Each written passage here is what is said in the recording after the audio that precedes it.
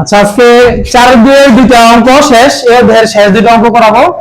একটা হচ্ছে 12 নাম্বার, একটা হচ্ছে 12 নাম্বার অঙ্কের মধ্যে কি বলছে?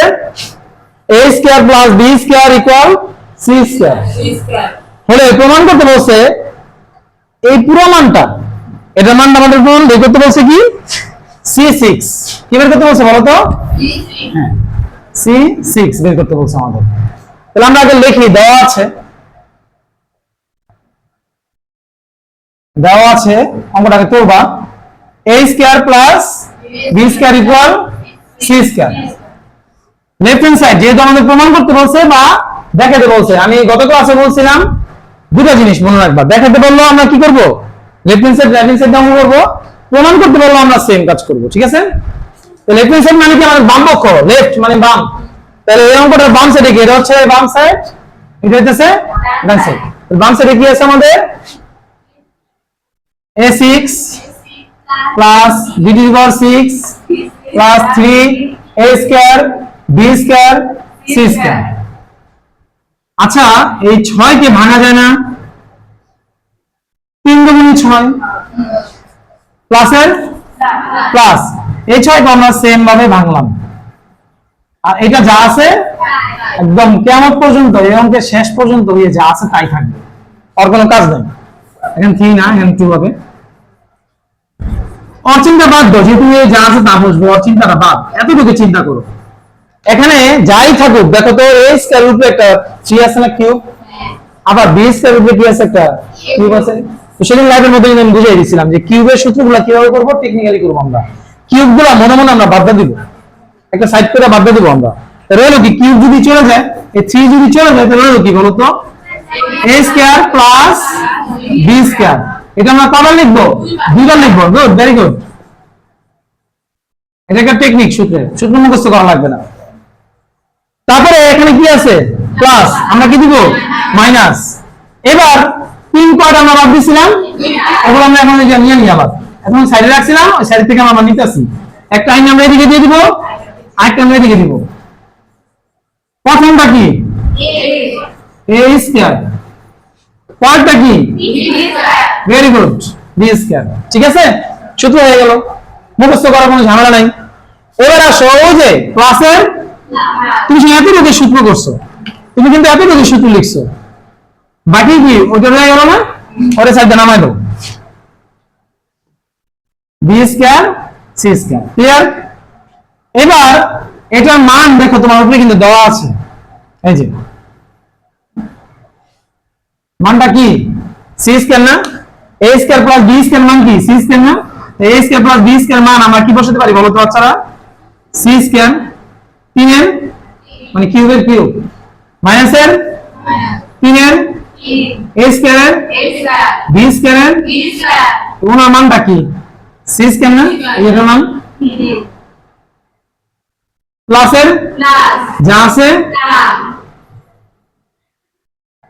দেখো তো মাইনাসে প্লাসে কাটা যায়? তোমাদের কাটা যায় না করাই বেটার, কিন্তু আমি বুঝানোর জন্য কাটছি। সি এর 3 গুণন, দেখো তো মিলছে কিনা? দেখছো? c টু দি পাওয়ার 6 বেরিয়েছে আমাদের। আরেকবার একটু আমরা অঙ্কটা বুঝি। অঙ্কটা আমরা দেওয়া আছে লিখে তুললাম, আর এখানে লেফট হ্যান্ড সাইডে যা আছে তুললাম। 6 কে আমরা দ্বিতীয় লাইনে ভাঙছি 3 গুণে। ওটা কোনো চিন্তা করো না, শেষ পর্যন্ত যা আছে তা আসবে। a স্কয়ার এর উপরে কিউব আছে, b স্কয়ার এর উপরে কিউব আছে। আমরা কিউব গুলো 3 দুইটা আমরা হাতে রাখলাম, বাকি বাদ দিলাম। রইলো কি? a square plus b square. Plus এর দিকে কি এটা দুইবার লিখছি আমরা, প্লাস এর দিকে আমরা বাইরে মাইনাস দিছি। 3 কয়টা বাদ দিছিলাম, ওগুলো আবার লেখো, একবার উপরে লিখবা, একবার নিচে লিখবা। ফার্স্টে কি আছে? a স্কয়ার, পরে কি আছে? b square. ঠিক আছে? এটার মান কত? c স্কয়ার না?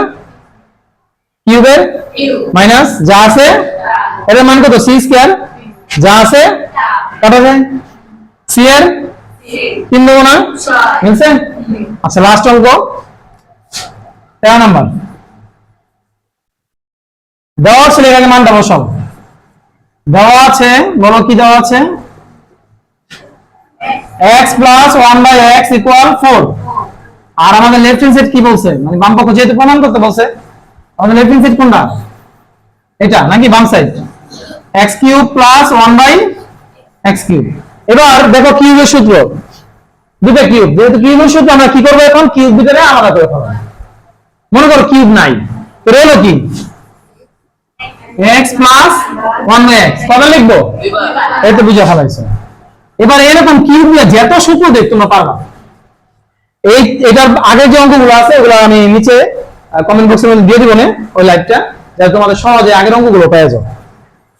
তারপরে কি প্লাস এর দিকে আমি কি দিব 3 কমন লিখবো, ফার্স্টে কি আছে তারপরে কি আছে x x এ কাটা যায়, এই x প্লাস 1/x এর মান কিন্তু আমার উপরে দেওয়া আছে, তো এটার পরিবর্তে আমরা 4 বসাতে পারি না, কিউবের 3 এর গুণ দিবা, কারণ ব্র্যাকেট মানে গুণ, এটার মান কত 4।